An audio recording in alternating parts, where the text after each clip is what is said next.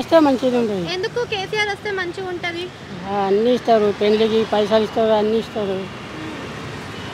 అంటే ఈయన కూడా ఇస్తా అంటుండు కదా ఎప్పుడు ఇస్తాడు? ఇంకా కానే కాదు. ఎన్ని సంవత్సరం వచ్చి.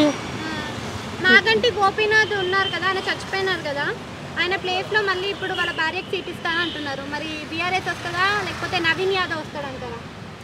ఏమో కానీ జనాల మీద ఉంటుంది అది. మీకు ఎవరు వస్తే బాగుంటుంది, బీఆర్ఎస్ కాంగ్రెస్?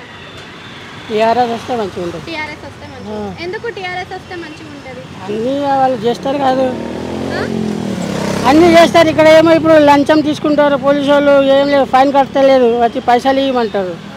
6 గ్యారెంటీలు ఇస్తున్నాడు కదా, ఫ్రీ కరెంట్ ఇస్తున్నాడు, 500 రూపాయలు గ్యాస్ ఇస్తున్నాడు, ఫ్రీ బస్. ఇంకా ఎప్పుడు ఇస్తాం? ఇంకా గ్యాస్ కాలే, ఇంకా ఏం రాలే మాకు.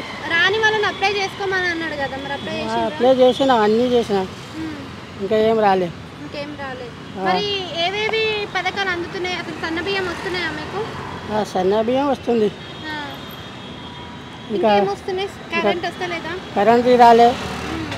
ఇంకా పింఛన్ ఒక నెల కట్ అయింది, ఇంకా సరిగ్గా వస్తలేదు.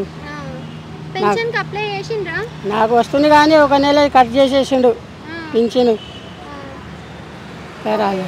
అయితే ఇప్పుడు కాంగ్రెస్ గవర్నమెంట్ బాగాలేదంటారా? ఇప్పుడు ఏమో మళ్ళీ లాస్ట్లో మంచిగా చేస్తాడేమో గెలుస్తానికి.